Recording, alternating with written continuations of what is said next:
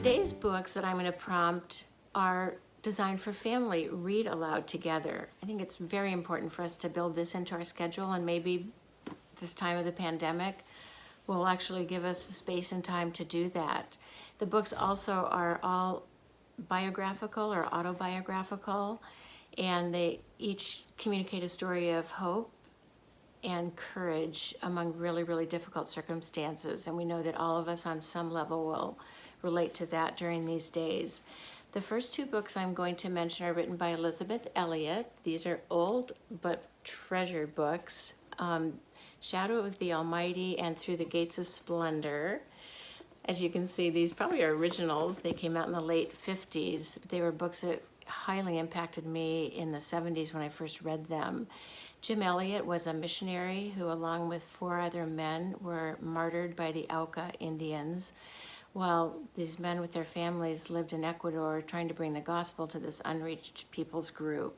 They were known to be a very violent tribe, but these missionaries felt that they were making great headway, and then suddenly one day all 5 of them were killed.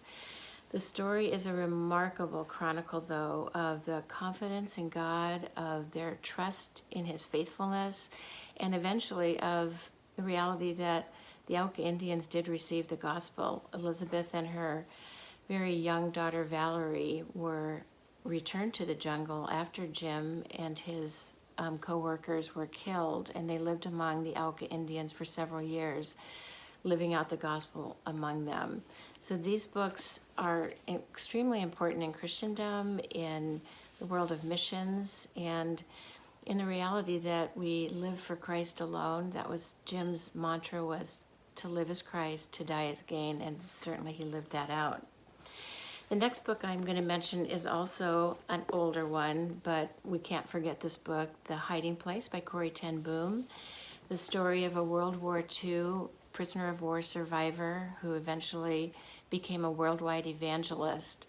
The story of Corrie ten Boom and her family who hid escaping Jews from Nazi-filled Germany to protect their lives, and eventually both her father and sister lost their lives in the concentration camp. I think what's so remarkable about The Hiding Place is that Corrie relates to us some of the greatest challenges, the inconveniences, the suffering that they went through, but in each case is able to connect it with a way that God used it in a redemptive manner. So this book is very, very hope-giving, very, very inspiring. Please don't miss this, especially with your children. Now moving into the 21st century, this book by Laura Hillenbrand has been on my list of top 5 for the past decade since it came out. The story of Louis Zamperini, Unbroken. It's a World War II story, and Louis was a pilot in World War II who was shot down over the Pacific outside of Hawaii, spent 44 days floating on a life raft until his raft, surviving sharks and attacks from warplanes and everything else, near starvation, dehydration. Eventually they hit land, and unfortunately it's the Marshall Islands, and he's immediately taken as a prisoner of war and tortured for 2 years. Written off as dead in the United States. They'd already buried his non-remains, and when he was released after the war ended, he came back to the States and tried to put his life back together. And the story chronicles God's hand on his life and how he eventually brought Louis to faith and what Louis did as a result of coming to that faith. Unbroken is a riveting, very, very engaging book that gives us, again, just a tremendous amount of hope. And the final one that I'm going to mention, my sister gave to me after hearing the author, who is Vinh Chung. Vinh Chung is a Vietnamese who was only 1 year old when Saigon fell to the communists in 1975.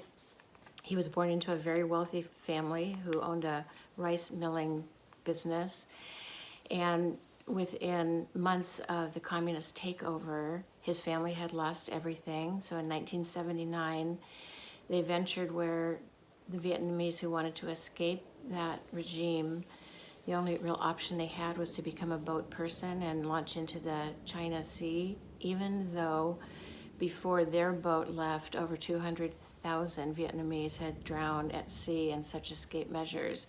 This story is the most remarkable story of how God's hand protected the Chung family through their days in the Great China Sea, through their land being rescued, and eventually getting to the United States and beginning their life all anew.